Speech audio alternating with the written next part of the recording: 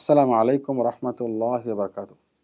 সম্মানিত ভিউয়ার্স, দর্শক শ্রোতা বন্ধু, মিথ্যা আরেকটা হলো মিথ্যা কথা বলে, মিথ্যা সাক্ষী দিয়ে কোনো মুসলিমের মালকে অন্য কারোর জন্য হালাল করে দেওয়া বা এটাকে অন্য কোনো কারোর জন্য দেওয়ার ব্যবস্থা করা, বিচার ফয়সালার জন্য তার পক্ষে আরও মিথ্যা সাক্ষী দিয়ে।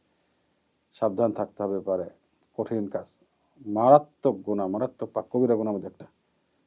ইবনে মাসউদ রাদিয়াল্লাহু তাআলা থেকে বর্ণিত হাদিসটি, মহানবী সাল্লাল্লাহু আলাইহি ওয়াসাল্লাম বলেন, মান হালাফা আলা ইয়ামিন কাযিবা ইয়াকতাতিআ বিহা মালা রাজুলিন মুসলিম আও ক্বালা আখিহি লাকিয়াল্লাহু ওয়া হুয়া আলাইহি গাদবান। মহানবী সাল্লাল্লাহু আলাইহি ওয়াসাল্লাম বলেন, যে ব্যক্তি কোনো মিথ্যা কসম করবে কোনো মুসলিম বা তার ভাইয়ের মাল সম্পত্তি, মুসলিম ভাইয়ের মাল সম্পত্তি আরেকজনকে দেওয়ার জন্য মিথ্যা কসম করে, সে ব্যক্তি আল্লাহর সামনে হাজির হবে কিয়ামতের মাঠে আল্লাহ তাআলা রাগান্বিত অবস্থায়। আল্লাহু আকবার। আল্লাহ তাআলা রাগান্বিত অবস্থায় তার সে আল্লাহর সঙ্গে সাক্ষাৎ হবে। সাক্ষাৎ প্রত্যেককেই আল্লাহর সঙ্গে সাক্ষাৎ করতে হবে। প্রত্যেকটা মানুষ হিসাব নিকাশের জন্য আল্লাহর সঙ্গে সাক্ষাৎ করবে। সে সাক্ষাৎ করবে আল্লাহ রাগান্বিত অবস্থায়। সহিহ বুখারীর হাদিস নাম্বার ৬৬৫৯।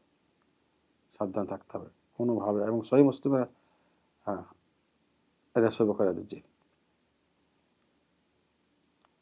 এবং সহিহ মুসলিমও হাদিসটি এসেছে ১৩৮ নম্বরে। সুতরাং মিথ্যা সাক্ষী থেকে দূরে থাকতে হবে। যারা অভ্যস্ত হয়েছেন তওবা করেন আল্লাহর কাছে, এবং ওই সমস্ত মানুষের জন্য যাদের হক নষ্ট করছে হকগুলো ফিরিয়ে দেওয়ার ব্যবস্থা করেন তাদের সঙ্গে। এমনি তওবা করলে হবে না। তাদের হক বলতে হবে, মিথ্যা সাক্ষী দিয়েছি এবং স্বীকার করতে হবে এটা তার মাল ছিল না, এই মালগুলো ফিরিয়ে দেওয়ার ব্যবস্থা করতে হবে। এরপর আল্লাহর কাছে তওবা করতে হবে। সাবধান, মানুষের হক নষ্ট করবেন না। কীভাবে তওবা করবেন? আপনার মৃত্যুর আগে, হয়তো শেষ বয়সে, যখন আপনার তওবার সুযোগ আসবে, অনুতপ্ত হবেন, তখন কী করবেন? এই মাল সম্পত্তিগুলো ফেরত দিতে পারবেন? অনুরোধ করবে সমস্ত কাজ যারা করেন তারা এখন থেকে সতর্ক হয়ে যান, এবং যেগুলো হয়ে গেছে এগুলো সংশোধনের ব্যবস্থা করেন, তাদের মাল ফেরানোর ব্যবস্থা করুন। এবার তার কাছ থেকে ক্ষমা চেয়ে আল্লাহর কাছে ক্ষমা চান। আসসালামু আলাইকুম ওয়া রাহমাতুল্লাহি ওয়া বারাকাতুহু।